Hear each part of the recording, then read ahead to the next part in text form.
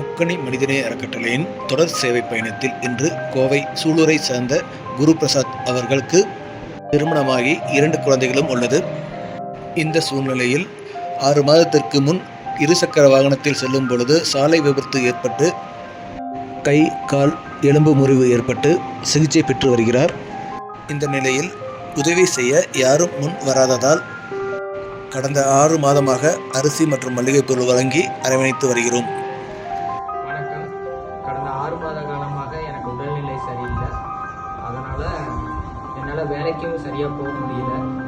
இன்னொன்று என்னென்னு பார்த்தீங்கன்னா, இதனால் முக்கணி மனிதநேயம் அறக்கட்டளை மூலமாக எனக்கு மளிகை ஜாமான் எல்லாமே வாங்கி கொடுத்துட்ருக்காங்க கடந்த 6 மாத காலமாக.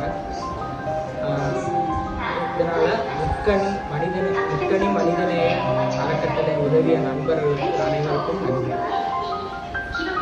இந்த வாய்ப்பளித்த இறைவனுக்கும் அனைவருக்கும் நன்றி கூறி மீண்டும் அடுத்த புனித பயணத்தில் தொடருவோம். நன்றியுடன் முக்கணி மனிதநேய அறக்கட்டளை நிறுவனர் இஸ்மாயில்.